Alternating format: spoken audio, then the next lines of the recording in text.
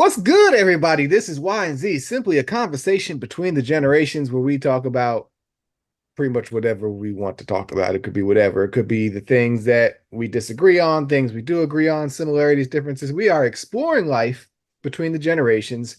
That's why we call it Y and Z. I'm a Y, the millennial. That young whippersnapper over there is the Z, Xavier Lewis. My brother, how are you doing this week? How's life? Man, responsibilities. Responsibilities. But steady coming into adulthood, steady coming into manhood, and it is a transition process. And I see why a lot of people say that, this is all of ours first time in life. Nobody had a set plan. So I am really getting into that. Nobody's done this before. It's everybody's first time living. Yeah, yeah, yeah. So Okay. yeah. I was going to toss it to you first, but you went there. Let me get to my take first. We share takes between one another. Like, share, subscribe, follow us wherever you may be. We are available Yeah, wherever yeah. podcasts are. Watch us on YouTube. But let's get into it because you went there talking about, you becoming an adult now. And I changed my mind what I was going to get into. I saw an article this morning actually that was talking about how now that you guys, Gen Z, the babies, are starting to kind of get into this adulthood, y'all are starting to turn to millennials for help because one, we've been there. And then two, apparently Gen Alpha, the one behind you, is starting to make y'all feel a way because y'all are no longer the young cool kids. Y'all are getting to that point where that needle is moving.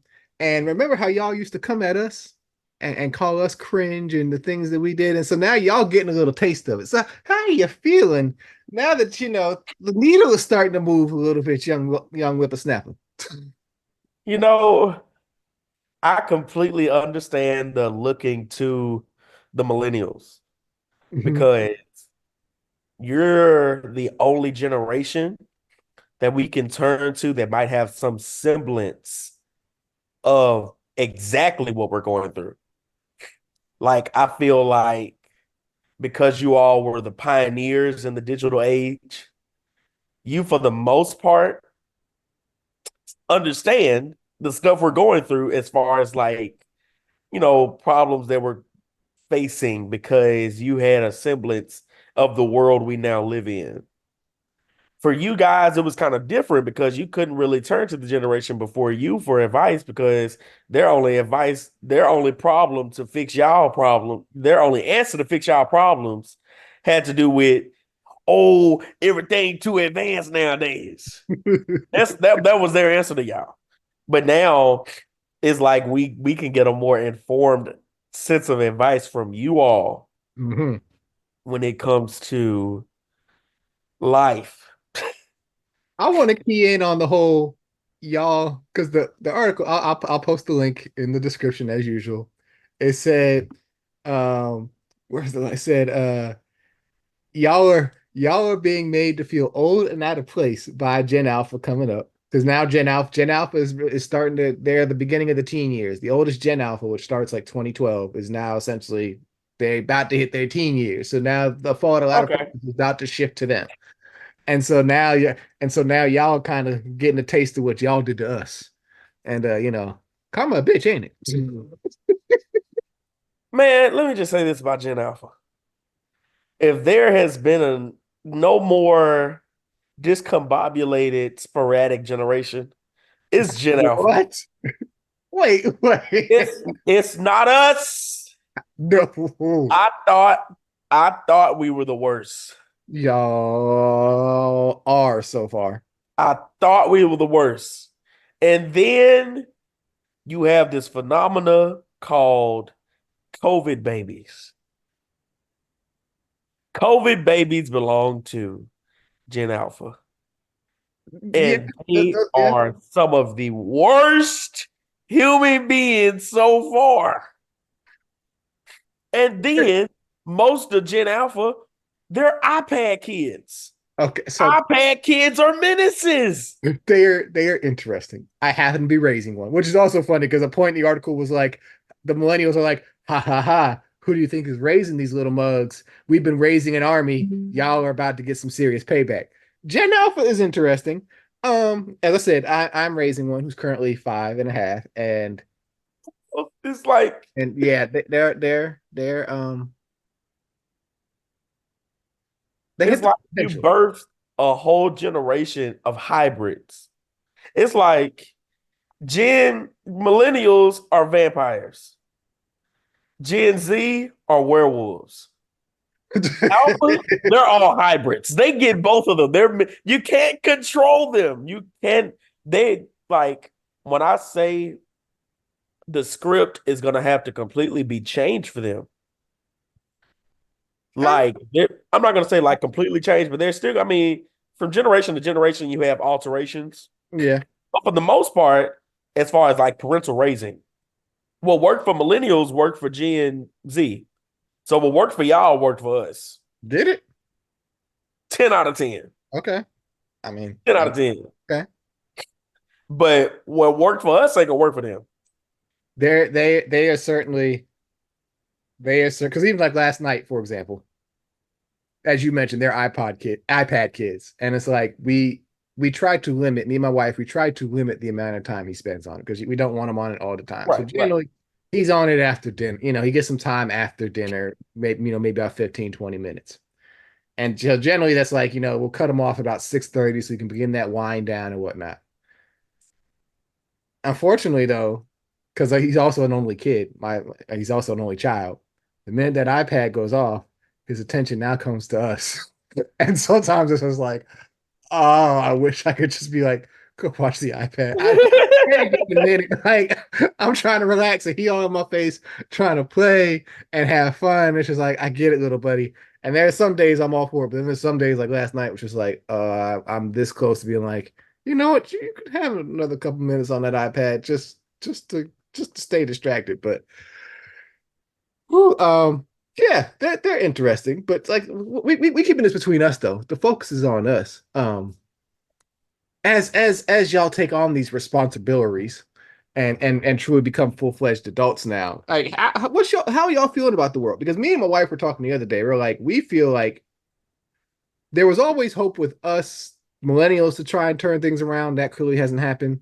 There was hope with you guys. There's still some hope with you, but it's now becoming clear that whatever way this country goes, the state of the world goes, Gen Alpha is either going to become the new boomers in terms of really getting the benefit of what happened before, or they're just going to be screwed out of everything, depending on how things go. How are y'all feeling about the state of the world now that y'all are really kind of getting into it and seeing things for real, not just judging behind the screen?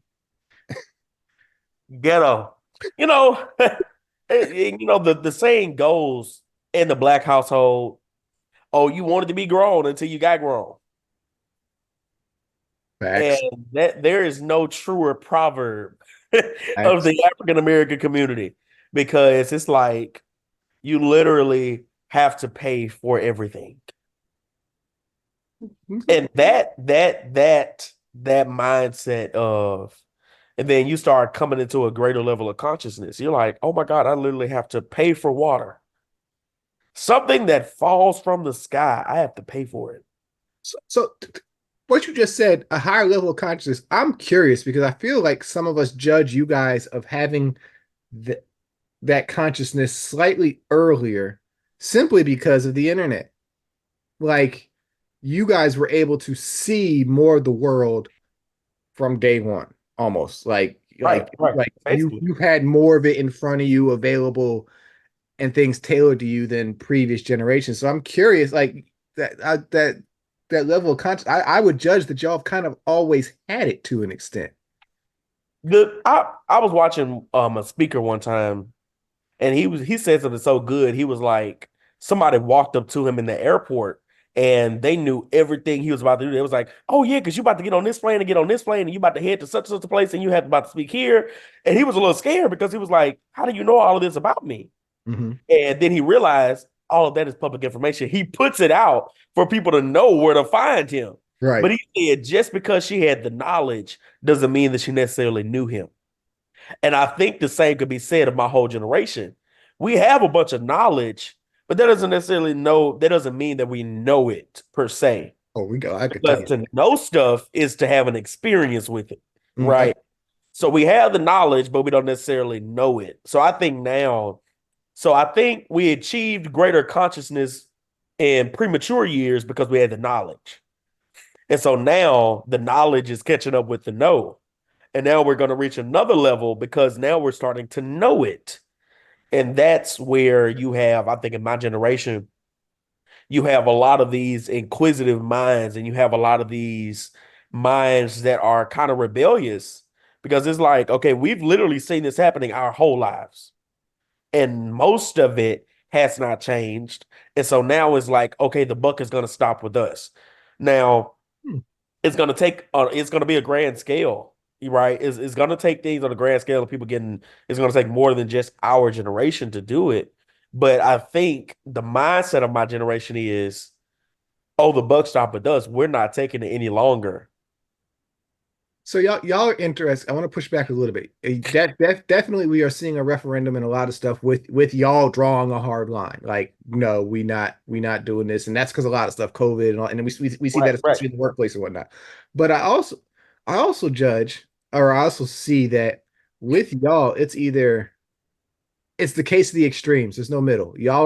Right. Y'all are either real extreme and yep, we're not taking it. We out here living it. We doing what we gotta do. Or y'all are so disconnected and not even interested in participating. And I judge that if you were to put a percentage on that, it's probably a 70-30 split with 70% like because I got some nieces and cousins and stuff who are a part of Gen Z and who are in, your bracket getting into that adult, you know, trying to find their way in the world and it's like they have no interest in doing so. It's kind of like y'all are in the prime now. Get out there, live, enjoy. Even if it's ugly and needs change, get out there at least. And it seems there's a lot in your generation who are just like, nah, I'm just gonna stay in these four walls and not even step outside if I unless I have to.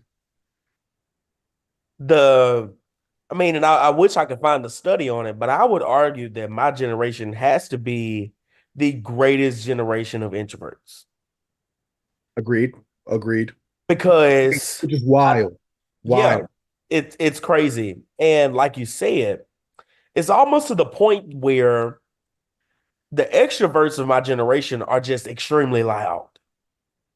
You would probably think that my generation is all about being on social media, having that social media personality. But that's like you said, it's almost like that's only like 30% of our generation. It's It's like because anything else. that thirty It's the percent is just so loud it's and the in your minority, face. which we see anywhere. It's minority right now with social media being able to make it seem like they're louder. Okay, I get that. Right.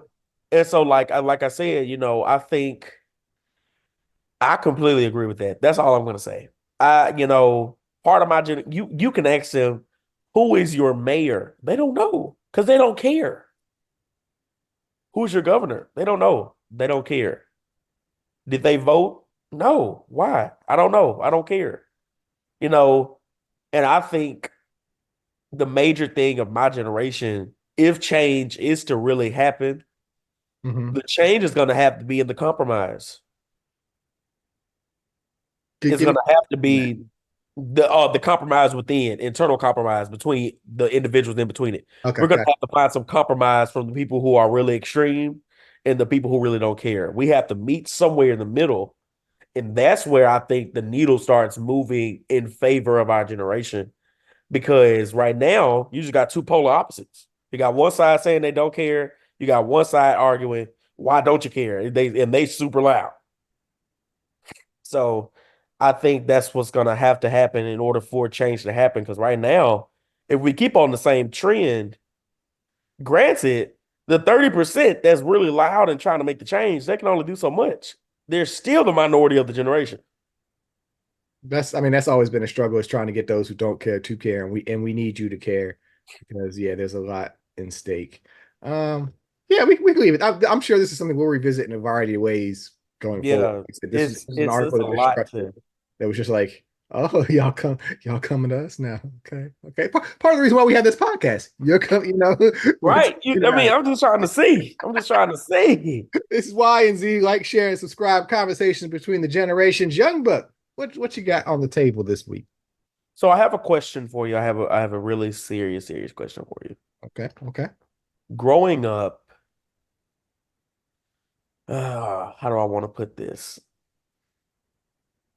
Growing up, were you a McDonald's kid? Like your go-to fast food was McDonald's?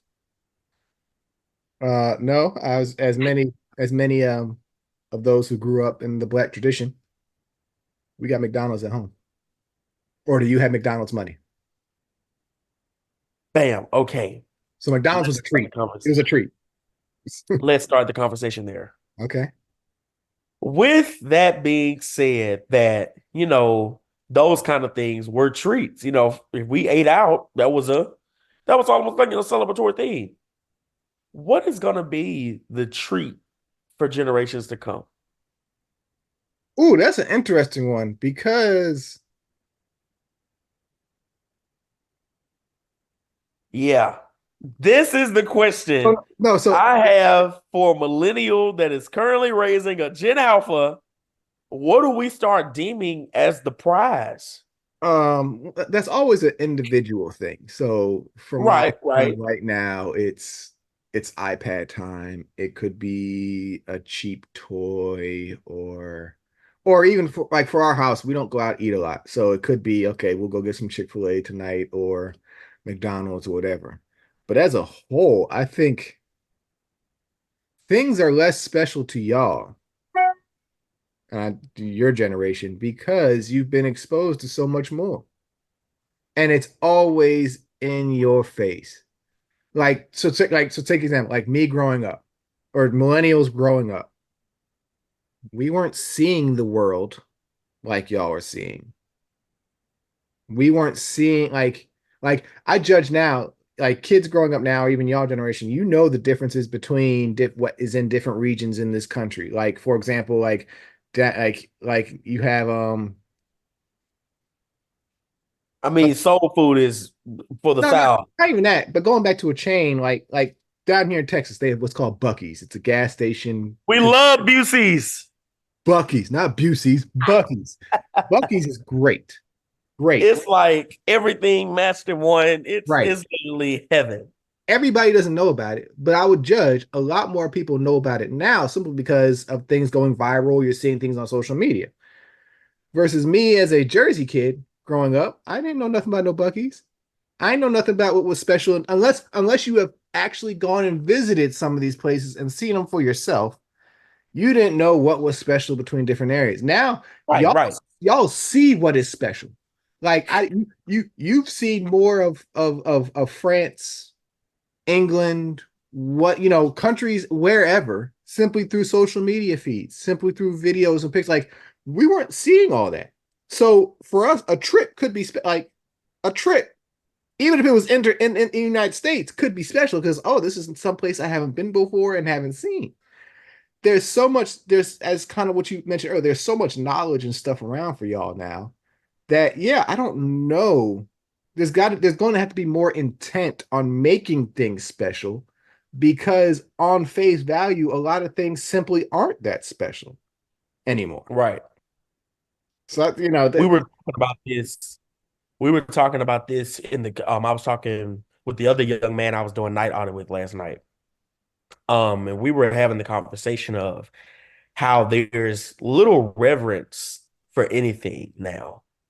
And we were talking about it in the mindset of, we know it's Black History Month, and we were talking about how the Church of Individuals got shot up. Not from an individual that was a stranger, but someone that they had welcomed in. He had been coming there for Sundays, the AME church that had that. And we were like, who would have ever thought that in the year of what year did it happen? Like 17, 18, somewhere in there. yeah. We were like, who would have ever thought in 2018 that a church out of all places could have been your crime scene? And we were just saying like that in general, how there is no reverence for certain spaces and certain places anymore. Like we know, and part of it is most definitely my generation. It's like 10 out of 10 my generation. But I feel like in your generation, you all knew not to come to the library in Yale because the library is a quiet place. Whereas my generation, we're like, nah, we're gonna come to the library in Yale because we can. It's our First Amendment right. But it's the culture of the place. So why not go to the place where yelling is the culture and just go there and do that? Okay, so two things, and I'll make it. So first, the first thing is, as we've discussed before, it's because unfortunately, what social media has allowed is put such a filter on. This is my world. This is how I see it. This is how I operate in it. And we all know how social media works. It tries to feed you what you already believe in and put you in these, those silos things exist. So community has broken down there. Two, it's interesting. I got a question. Shout out to Stacy. She hit us with a question, and she was like, why do millennials think they had one of the greatest childhoods like nobody else has had a solid childhood? And I won't say it's we had the greatest childhood. No, I'll say we probably had one of like we're one or two. Gen X childhood, you could maybe argue that is right there. But I bring that question up because I think you mentioned you don't have reverence for anything. And that's because one, things are moving so damn fast, you don't have to have reverence for anything. There's always like in y'all's case, what they say in the dating scene, don't get mad about missing the bus. Another one's coming. And for Right. y'all, it's like, yeah, it used to be the joke, yeah, another one's coming in 15 minutes. For y'all's culture, the It's bus is already already there. waiting right behind it. So you can be like, nope, I don't want that one. I don't want that one. I don't want that one. I'll try that one. Versus with us, you had to spend time with things. And that's what kind of made some things special. So, for example, let's take the TV landscape, for example. Like y'all got so many damn options: Netflix, Prime, Apple TV, Hulu, cable. What like and libraries are always there. You can just pick this thing up. I want to watch this, bam, I pull it up as long as it's available. Versus like with us in prior generations, no, you had to watch what was either A on TV being fed to you, and depending where you were, depending on how many channels, like prior to us, like Gen X saw the real advent of cable, so things started expanding. But you're talking like my parents' day, you're talking what, 4 or 5 channels, maybe eight, and then we see the And explosion. you saw what was on. And you And watched if what was on. somebody and if somebody had that channel that you wanted to watch it, that became a whole little event. Yeah. Like I remember like for me as a kid, the Disney Channel was a treat because for our cable Wow. package, we didn't Disney Channel wasn't included. That was an addition, like HBO, something you could add on. Right, What they right, would do occasionally, like a couple times throughout the years, is you would get the free preview weekend or week. And so those would be special times like, oh, the channel's not scrambled, it's unblocked for us this time. Like, oh, okay, let me catch up and see what I usually can't see. Or right, what is usually not available to me. And so there was more opportunity for things to be special to us simply because of rarity or lack of options and things like that. Versus y'all, it's just, yeah, it's whatever I want, and however I want it, in the minute that I want it, for as long as I want it. Like y'all are so customized at any minute to have the experience that you want, versus us and prior generations, you kind of had to take the cards that were dealt to you. And I think that's one of the interesting things y'all are now finding out as you get into the world is there's still this main perception of life is going to deal you some cards and you can't customize them. You've got to play this hand. And y'all are kind of getting this conflict right now. No, I've always been able to design my hand to whatever it is I wanted, whether it was a flush or a pair or what. Like, no, right. that's to play this hand. And so I think that's the interesting dynamic is you're seeing is just you've always had it in front of you. So things aren't special. We've talked about that with music before. Like there's so Yeah, much music, y'all can't find that special song because there's so much to listen to. So part of it is just scarcity. Scarcity will do that to you and make some things special. So kind of like the original was like, yeah, we hardly went to McDonald's. That wasn't a treat for it. That was a treat for us because that wasn't a every week type of thing.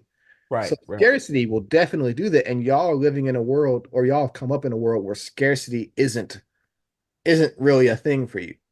right. I think, I think the answer to the question that was presented, how do you make things special for generations coming up? It all really lies in the barriers that you keep up. Hmm.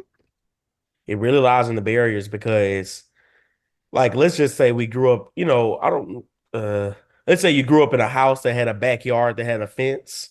Hmm. One of the most special things was not what was in the backyard, it was you trying to look over the fence because you had those barriers and you just wanted to explore what was outside of the barriers.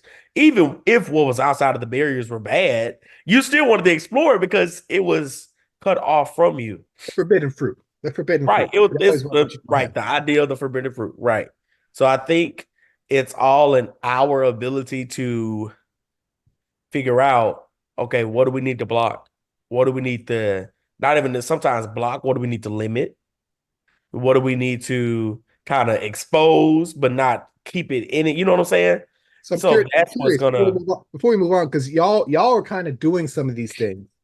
Um, I don't want to ask bluntly, just like how do you make things special? No, because I'm curious. Like we've seen things about how Gen Z now has started to like go back to retro technology. So like y'all are like ditching the smartphone and going for the old school flip phone, or using an MP3 player, or some of these things that a Polaroid. yeah, just simply to disconnect and and slow things down from the amount of stuff that you have today. So I'm curious, like how do you go about, and I'll just throw the judgment out there, in this world where it's been harder to make things special, or see what could be special. How do you make things special, or recognize, like, in your single adulthood right now? Just the way I make things special is first of all, I make it intentional because I feel like the way and the like you said before, the pace of the world now, it is so easy to just go about life on autopilot. Like Hmm. it's just so easy to do because it's moving so fast. But one of the first ways I try to make something special, I'll be intentional about doing it or participating in it or something like that. And then, I limit myself to it. I don't feed it to myself every day. I don't indulge in this every month or so. I might do it once a quarter or something like that, once a month. I make it special by limiting how much time I actually indulge in it. Hey, hey, that's what it's about. It's that scarcity type of thing. Like, Yeah. once again, understand that, Jay, even though I have access to this all the time, it's not something I can get into. And that's outside of Right. the economics of what it may be, or it's simple self-control. So yeah, Yeah. solid question, sir. Like, that's yeah, yeah. Stacy, I want to get into your question deeper. We'll do that another week, because 90s childhood really was the best for a variety of reasons. Um, But anyways, it's Y and Z. Like, share, subscribe. It's conversation between the generations. What we do before we get out of here is we like to share some recommendations between one another, try and put one another on.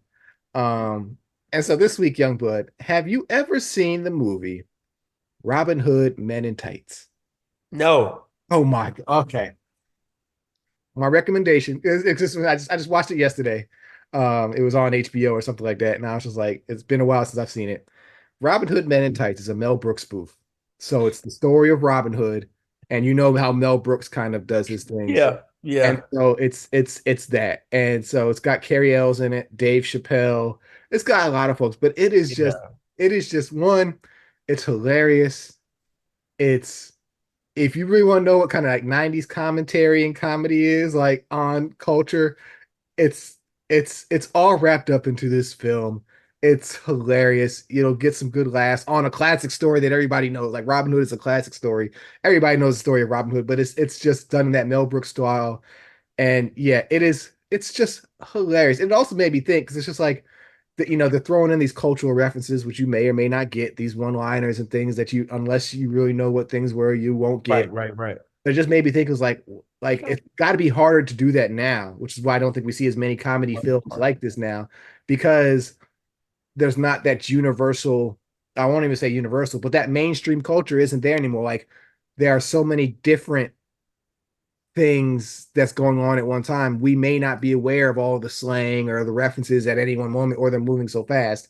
So this was just a Right. beautiful trip down memory lane, check it out. Hilarious. Robin Hood, Men in Tights, classic. I want to say like nine, like, and it's a young Dave Chappelle too. Like, so this may be like 95, 96, 90, somewhere in that mid to late 90s period. But yeah, hilarious. Good laugh. Check out Robin Hood, Men in Tights. So my suggestion for the week, I think everybody here knows now already that I am a huge wrestling fan. Mm-hmm. And I love sports entertainment. Yes, it is fake. I do not care. It is amazing. It's entertaining. Very here recently, these past few months, Dwayne Johnson has made his reappearance back into the squared circle. And it has just been gold. I've seen some clips. It has, I mean, we haven't seen. So, in case people don't know, when I say heel or face, a heel is like a bad guy, a face is a good guy. These last few runs of The Rock coming back to WWE, he'll do his stuff in Hollywood. He'll come back for a few months, go Mm-hmm. back. He's been a face at least for the past 10 years. He's been a face. This time he's come back, he's a heel. And the content is absolutely top tier, amazing. It gives 90s Dwayne The Rock Johnson Okay. when he Okay. was wearing the vest, the shades. It's just giving so utter just it's utter goodness to me. Okay. And so my recommendation is WrestleMania is coming up the end of March, beginning of April, somewhere up in there. Mm-hmm. It'll probably be streaming on Peacock. Go watch it. I might You check it probably out. gonna watch wrestling in a minute. I've never been a big wrestling fan. That's really never been my steez. Never, it was never my steez. But I don't know. I always felt like because I liked wrestling, that kind of birthed my liking to superheroes too. That whole idea of making a person a character Mhm. outside of their original identity. That's always the correlation in my mind, how I got into like, Marvel and DC. But yeah, I'm a huge wrestling fan. No, but I've definitely got the sense that wrestling has gotten a new wave of momentum lately in these last couple of weeks because I've seen clips and you see like characters like The Rock coming back and some other classics from back in the day, like my I guess what would be my childhood and stuff, making appearances in there, infusing some new energy. So I've seen that on the interwebs. And I'm So gonna tell you what it is. Vince McMahon no longer sits at the head. so because he's gone, they're now doing okay. Hey, Because Vince was the type of man, he wanted a hand in all creative. mhm. And so nothing storyline wise, nothing like that did not go past him. So now Triple H is the head of the board, right? Mm, Crazy. So, but he's had an amazing direction. And we even saw it. We knew Triple H was going to make it like a good head person, though, mhm. because for the longest, Triple H was running the developmental brand, which is called NXT. And that's like when a star would come out of the performance center or whatever, they would go straight to NXT to kind of, get their tongue wet, get their, all that kind of stuff. Right. Get some in-ring experience before they hit up to the main roster where it's live TV shows and stuff like that. And he was producing amazing content over there. So I think I think the way wrestling is going now is going to be very, very interesting. And I think you're going to start seeing a lot of crossing over between WWE and UFC because they had the merger. And Right. so now WWE and UFC now sit up under the same head. Um, what's the name of the company? TKO. So it's amazing what can happen when the old head get out the way, huh? Yeah. Sip my Yeah. Go ahead and sip on your Trekkies cup. old heads need to get out the way sometime. Anyways, Y and Z, thanks for joining us this week. Conversation between the generations. I represent the Y, the millennial. That's that young whippersnapper, the Z over there. Jay Clark, Xavier Lewis. Follow us on all social medias. YZ The Divide. You can check out our names above as well. Like, share, subscribe. You got a question like Stacy? Hey, hit us with it. We'll answer. We're gonna get into your question, Stacy. Like I kind of wanted to get into it today, but just didn't have the right door.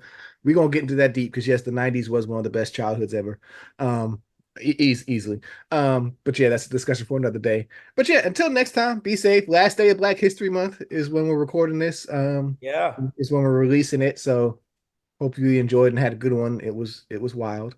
Um, yeah, Yeah. as always. But Rest until in next, peace to my nigga Eric Mays. oh, there you go. There you go. Until next time, y'all. Peace. Peace out. Whoa, what the? Let me try that again. Zoom got a. Anyways, we'll catch y'all later. What did you do? Until next time.